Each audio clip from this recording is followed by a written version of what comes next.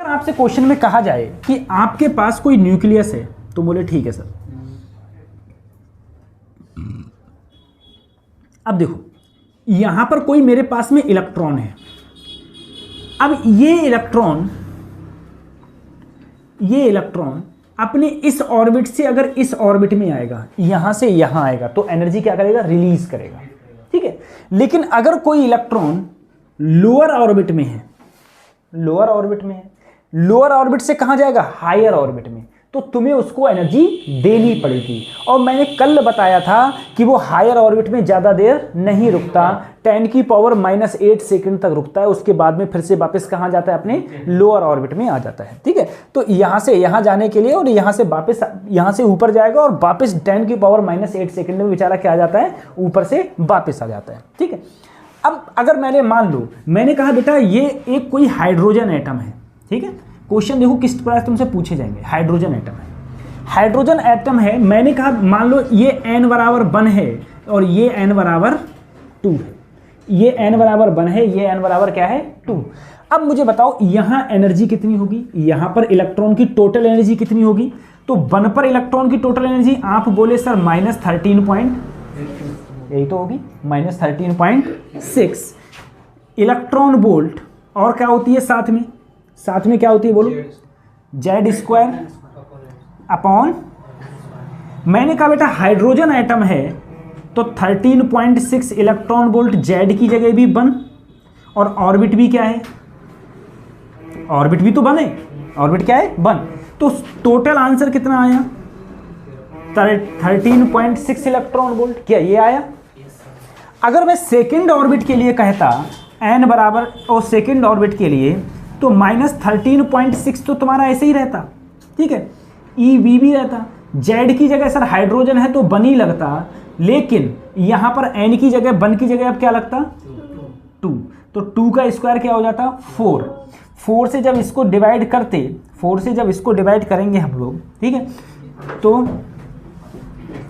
3.4 ये आ जाएगा। ठीक है। इलेक्ट्रॉन वोल्ट है। अब मुझे बताओ -13.6 ज़्यादा है कि -3.4 ज़्यादा है? सर -3.4 ज़्यादा है, और ये क्या है? कम।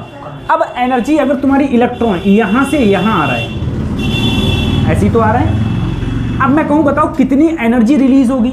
तो तुम्हें इसकी एनर्जी पता है और इसकी एनर्जी पता है, तो तुम क्या करोगे बेटा? कितनी एनर्जी रिलीज होगी? तो डेल्टा E बराबर E2 minus E1। E2 minus, sir E2 क्या है? -3.4 माइनस E1 क्या है? -13.6। सर माइनस माइनस क्या हो गया? प्लस। ये है माइनस, जब इसमें सब्ट्रैक्ट हम लोग करेंगे तो कितना आएगा बोलो? 10.2 इलेक्ट्रॉन। यानी कि जो सर यहाँ से एनर्जी निकल रही होगी, जो यहाँ से ये एनर्जी निकल रही है, वो कितने इलेक्ट्रॉन वोल्ट की निकल रही है? 10.2 इलेक्ट्रॉन वोल्ट की एनर्जी निकल रही है। समझ में आ रही? इतनी एनर्जी निकल रही। हम ऐसे, अब सर जी सोचो अगर ये हाइड्रोजन ना होके यहाँ पर कोई और होता, हीलियम होता, ठीक है, तो हीलियम की जगह Z की जगह क्या लेते? 2। अब कहता बताओ हीलियम का थर्ड ऑर्बिट, तुमसे एनर्जी पूछ ली जाए, तुमसे कहा कोई मेरे पास में इलेक्ट्रॉन है हीलियम का, हीलियम है, हीलियम के न्यूक्लियस के, हीलियम का एटम है, हीलियम के एटम में सेकंड ऑर्बिट में, कौन से ऑर्बिट में? सेकंड ऑर्बिट में। ठीक है।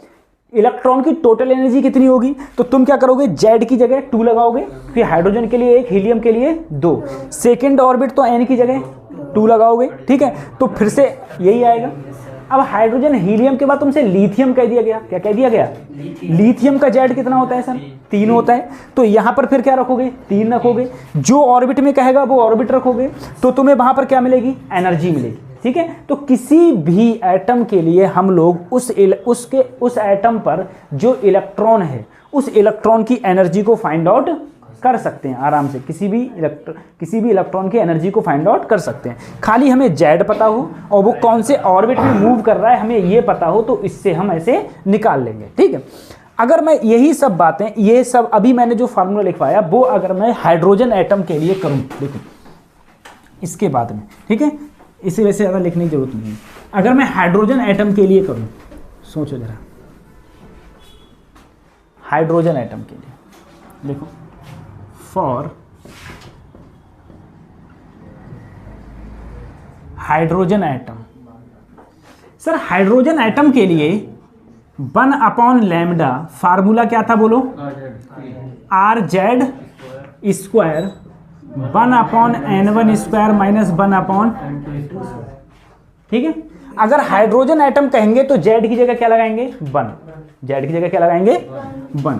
अगर Z की जगह 1 लगाऊंगा तो 1/λ R ऐसे ही रहेगा, और देखो 1 का स्क्वायर 1 हो गया, 1/N1 स्क्वायर माइनस 1/, ये तुम्हारे पास क्या आया, लैम्डा आया। ये क्या आया तुम्हारे पास सर। अब सर अगर मैं एनर्जी की बात करूं हाइड्रोजन एटम में, तो एनर्जी का फार्मूला क्या होता था sir, -13.6 electron volt Z square upon N square. अगर मैं हाइड्रोजन के लिए लूँ तो Z की वैल्यू क्या लूँगा, 1 लूँगा। Z की वैल्यू 1 लूँगा तो -13.6, यहाँ 1 आया तो क्या आया, इलेक्ट्रॉन वोल्ट, और नीचे क्या आएगा सर, N स्क्वायर, नीचे क्या आएगा N स्क्वायर। ये तुम्हारा एनर्जी का एनर्जी आई।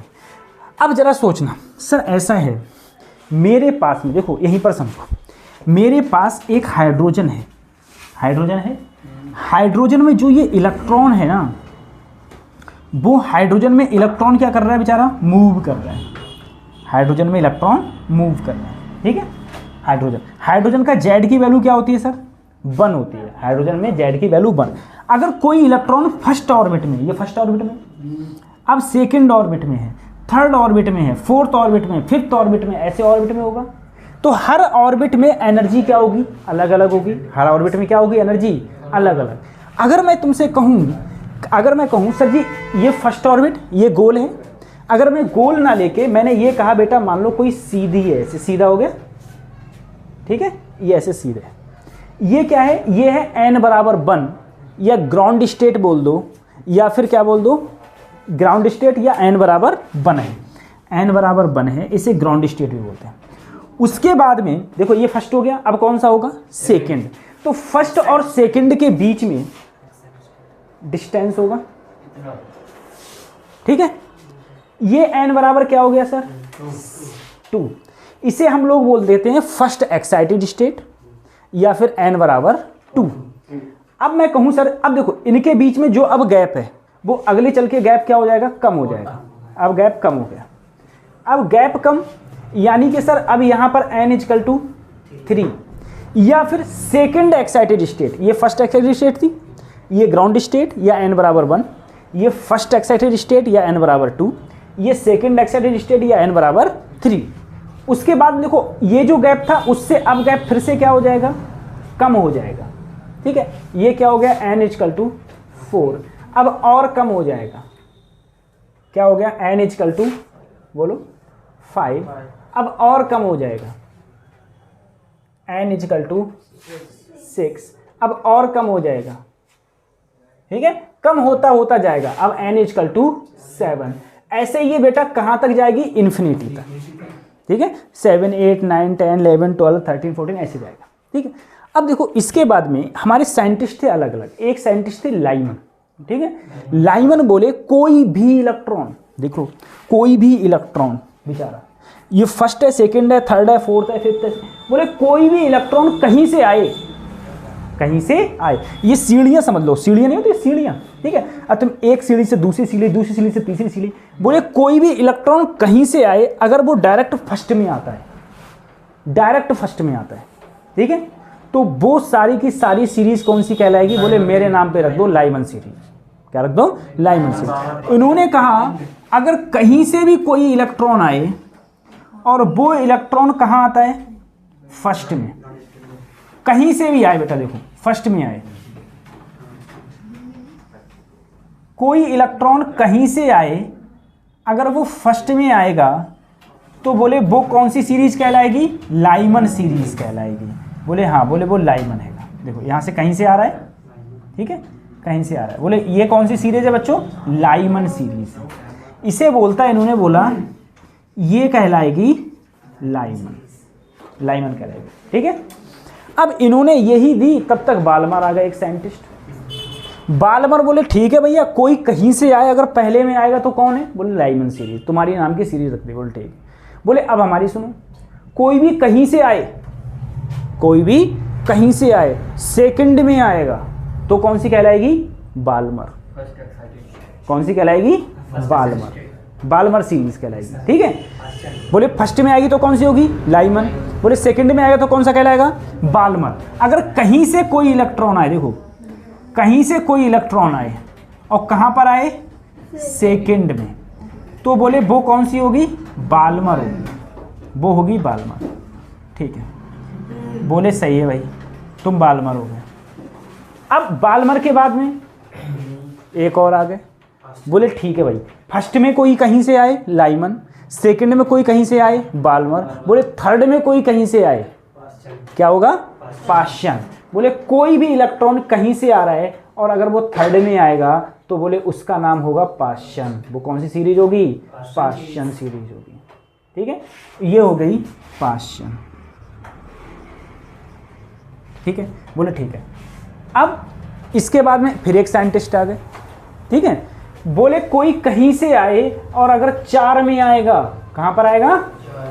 4 में। ठीक है, बोले कोई कहीं से आए अगर 4 में आएगा तो वो कहलाएगा ब्रैकेट।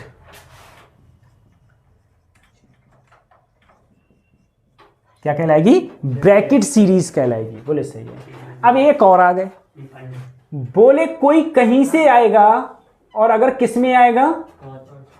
5वें में आएगी। कोई कहीं से आए और अगर 5वें में आएगा तो क्या कहलाएगा? Pfund series. कौन सी कहलाएगी?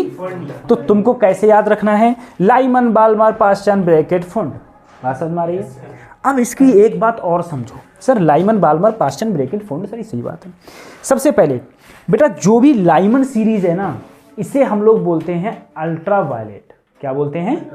यहाँ पर जितनी भी ये रेज हैं ये सारी की सारी अल्ट्रा वायलेट रेज हैं। कौन सी रेज हैं? मतलब कुछ ना कुछ यहाँ से तो फ्रीक्वेंसी निकलेगी। बेटा जब देखो हायर से कहाँ आ रहा है? लोअर में, तो एनर्जी कम हो रही है। एनर्जी पहले ज़्यादा थी, अब क्या हो गई? कम। एनर्जी कम हो गई तो क्या निकली? फ्रीक्वेंसी निकली। तो वेव कुछ ना कुछ तो फ्रीक्वेंसी निकलेगी, यानी कि कुछ एनर्जी निकलेगी। तो जो एनर्जी निकलती हैं इसको हम लोग क्या बोलते हैं बच्चों? वो क्या बोलते हैं? Ultraviolet rays. Ultraviolet जो भी निकलती है अल्ट्रा वायलेट रेज। तुमसे अगर ऐसे ही क्वेश्चन पूछ लिया जाए, बताओ 5 में से पहले में आए कौन सी रेज निकलेगी? Ultraviolet. 10 से पहले में आए कौन सी निकलेगी? मतलब पहले में आओ कौन सी निकलेगी? Ultraviolet. छुट्टी, खत्म। ठीक है, अगर कोई भी चीज कहीं से आए सेकंड में आएगी, कौन सी सीरीज? बाल्मर। कौन सी सीरीज? और रेस कौन सी निकलेंगी बेटा? विजिबल। कौन सी होंगी? जो हमें दिखाई देती है। ठीक है, कौन सी होंगी? विजिबल। ठीक है, और बाकी ये तीनों बची, तीनों के लिए होता है इंफ्रारेड। इंफ्रारेड, इन तीनों के लिए इंफ्रारेड वेव निकलती हैं। ठीक है, अब तुमसे क्वेश्चन पूछा जाएगा, बताओ कौन सी सीरीज में विजिबल रेज निकलती है? कौन सी में? बाल्मर में। किसमें? बाल्मर में सीरीज में निकलते हैं। अब तुमसे कहा बताओ, मैं 8वें से कहां पर आया? चौथे में। 8 में से कहां आया? चौथे में। कौन सी रेज होंगी? नीचे 4 ऑप्शन होंगे, एक्स रे होगी, गामा रेज होगी, अल्ट्रावायलेट होगी, विजिबल होगी, इंफ्रारेड होगी। तो चौथे में आया हूं ना मैं, तो चौथे में ब्रैकेट होता है और इन तीनों में कौन सा होता है? इंफ्रारेड। कौन सी होती है? इंफ्रारेड। ठीक है, ऐसे क्वेश्चंस तुमसे पूछे जाते हैं।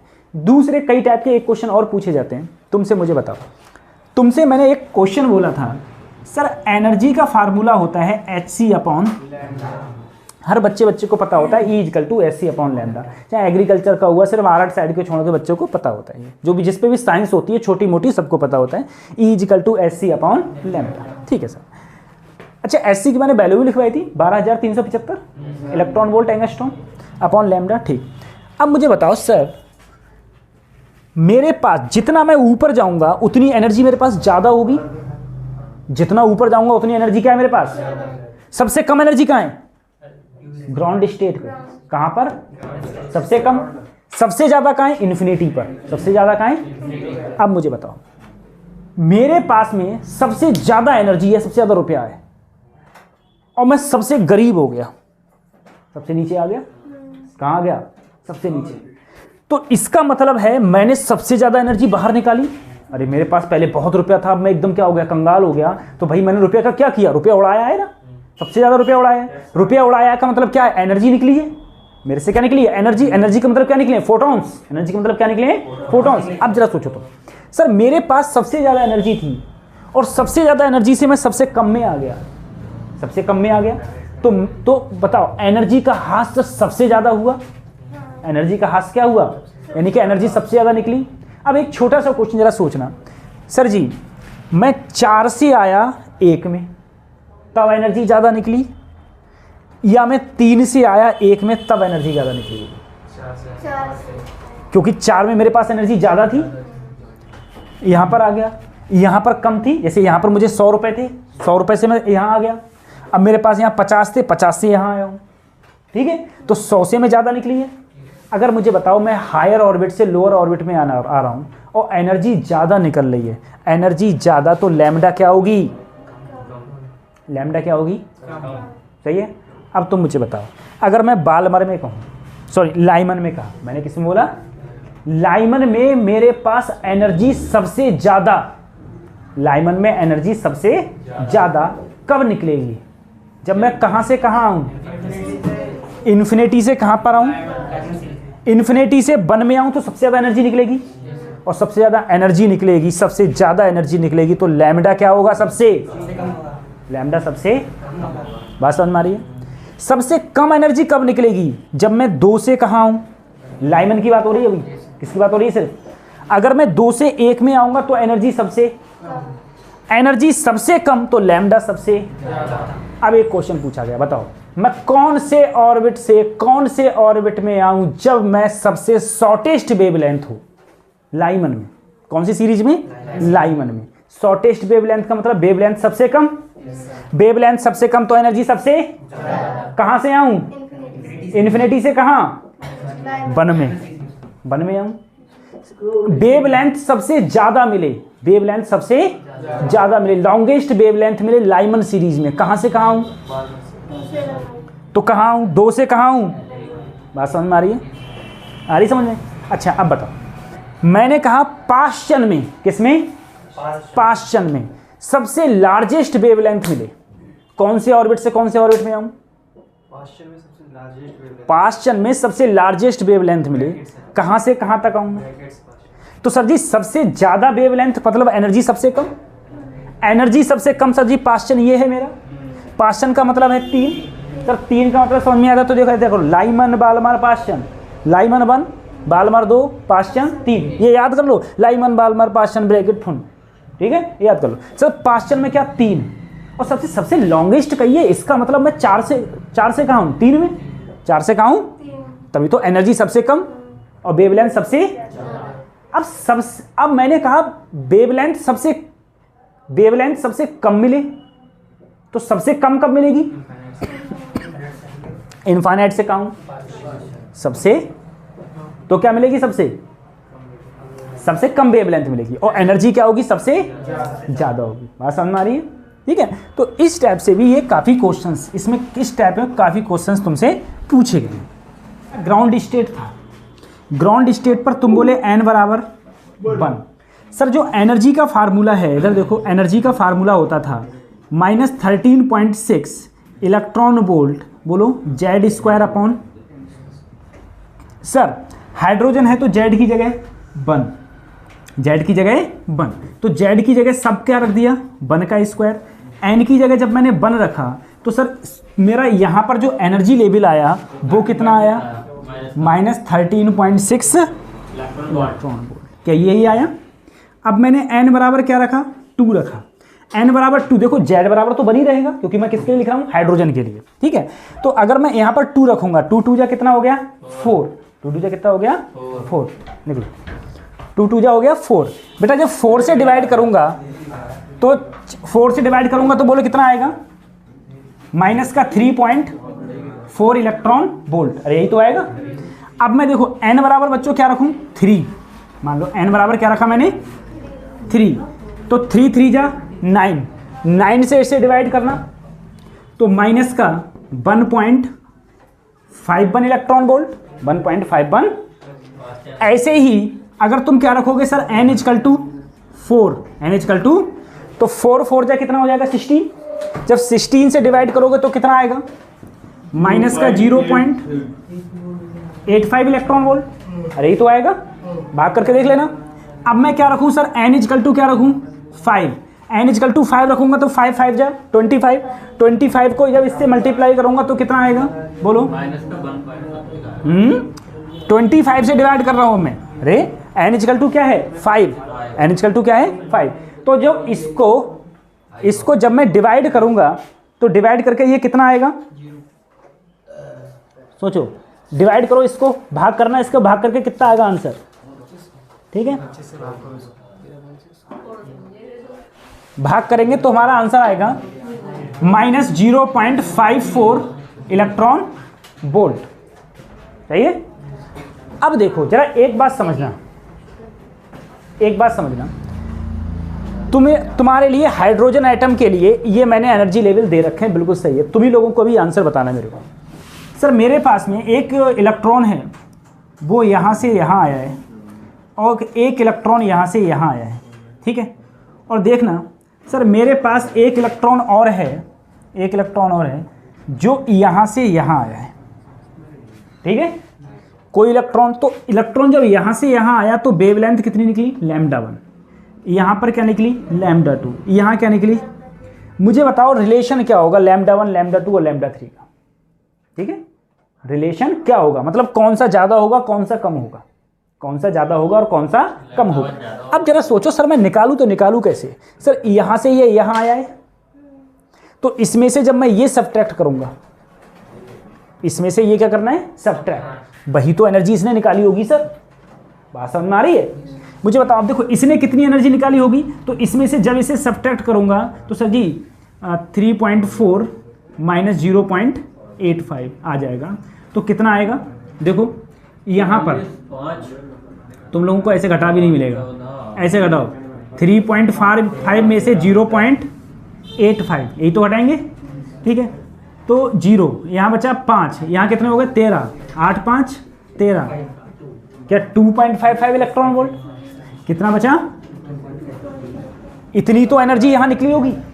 अब इससे कितनी एनर्जी निकली होगी, इससे, तो क्या करो भाई 13.6, 1.51, यहाँ कितने हो गए 9, यहाँ कितने हो गए, यहाँ कितनी एनर्जी निकली 12.09 इलेक्ट्रॉन। अब यहाँ कितनी एनर्जी निकली, यहाँ पर सब तो माइनस में होंगे ना, नहीं बेटा प्लस में होंगी।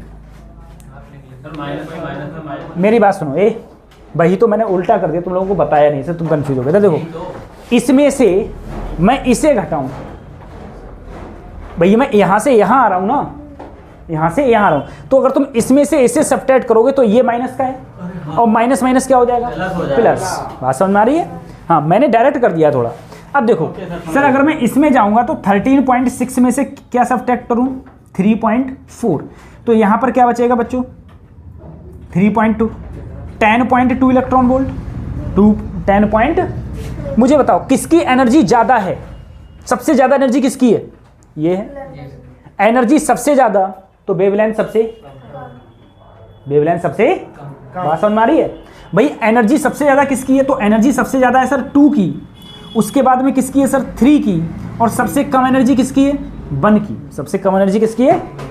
तो मुझे बताओ सबसे ज़्यादा लैम्डा किसका होगा, जिसकी एनर्जी सबसे कम, एनर्जी सबसे, तो लैम्डा सबसे ज़्यादा 1 का होगा, फिर 3 का होगा, और फिर किसका होगा। बात समझ में आ रही है, समझे, ऐसे हो जाएगा। अब तुमसे मैं अगर कहूँ कि बताओ कि सर जी ये λ2 कितना होगा, ये λ3 की वैल्यू कितनी होगी, λ3 की वैल्यू कितनी होगी। अगर तुमसे पूछा जाए बताओ λ3 क्या होगा, तो तुम जानते हो E = क्या होता है HC अपॉन, तो लैम्डा = हो गया HC अपॉन E।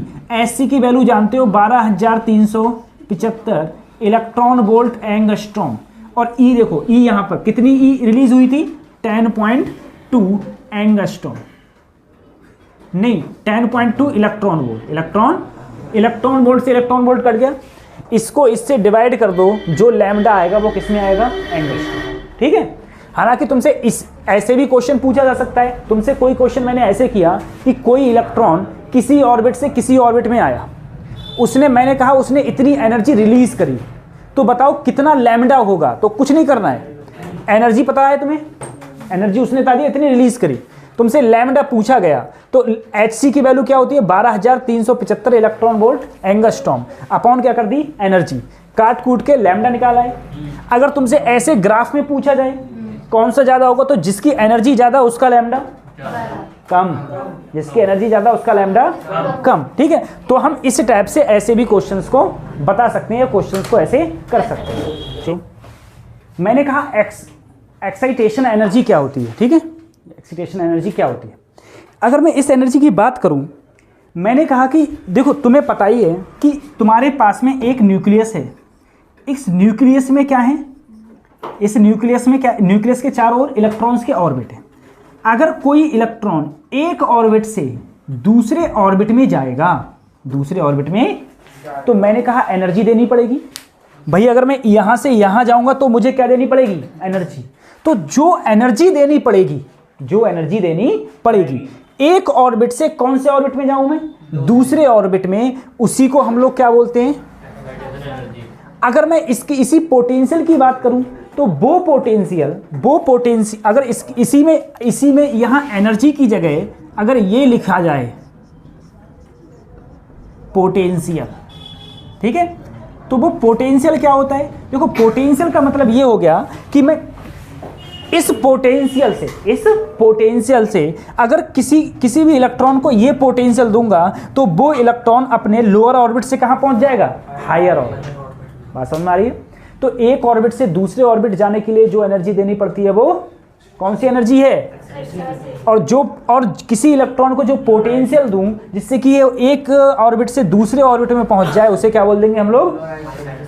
अब देखो ionisation energy, ionisation energy. Sir ionisation energy क्या है। आयनाइजेशन एनर्जी का मतलब ये है वो एनर्जी जो तुम किसी भी इलेक्ट्रॉन को दे दो तो वो इलेक्ट्रॉन अपने ऑर्बिट को छोड़ के कहां पहुंच जाए, इन्फिनिटी पर कहां पहुंच जाए, उसको हम लोग क्या बोलते हैं, आयनाइजेशन एनर्जी। अगर इसी में पूछा जाए तुमसे आयनाइजेशन पोटेंशियल क्या होगा, आयनाइजेशन पोटेंशियल, तो आयनाइजेशन पोटेंशियल का मतलब है कि अगर मैं किसी भी इलेक्ट्रॉन को वो पोटेंशियल दूं जिससे कि वो अपना ऑर्बिट छोड़ के कहां पहुंच जाए, इन्फिनिटी पर कहां पहुंच जाए, तो उस पोटेंशियल को मैं क्या बोलूंगा, आयनाइजेशन पोटेंशियल। आयनाइजेशन एनर्जी का मतलब क्या है कि मैं किसी भी इलेक्ट्रॉन को वो एनर्जी दूं जिससे कि वो अपना ऑर्बिट छोड़कर कहां पहुंच जाए। तो देखो अगर मैं आयनाइजेशन एनर्जी की बात करूं, ionisation energy, sir ionisation energy होती क्या है, एक बार मुझे ये बता दो। तो देखो आयनाइजेशन एनर्जी का मतलब है mod of total energy, mod of total energy. यहां पर बाइंडिंग एनर्जी भी बोलते हैं, क्या बोलते हैं, बाइंडिंग एनर्जी। अब मुझे बताओ किसी भी इलेक्ट्रॉन की जो टोटल एनर्जी होती है, टोटल एनर्जी वो कितनी होती है, तो -13.6 इलेक्ट्रॉन वोल्ट, अगले बोलो Z² अपॉन n², यही तो होती है।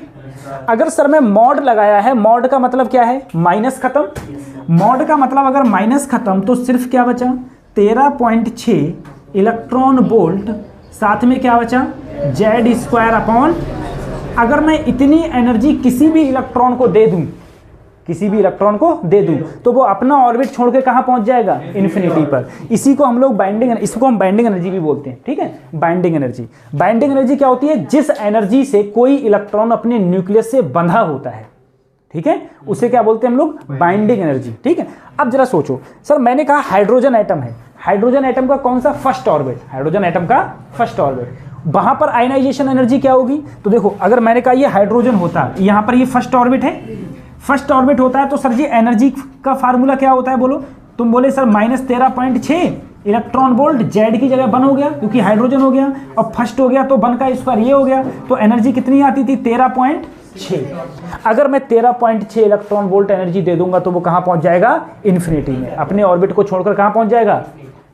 बात समझ में आ रही है। तो ये इसे हम लोग बोलते हैं आयनाइजेशन एनर्जी, आयनाइजेशन एनर्जी या फिर आयनाइजेशन पोटेंशियल बोलते हैं। इसके ऊपर भी क्वेश्चंस पूछे हैं और इसकी बात हम अगले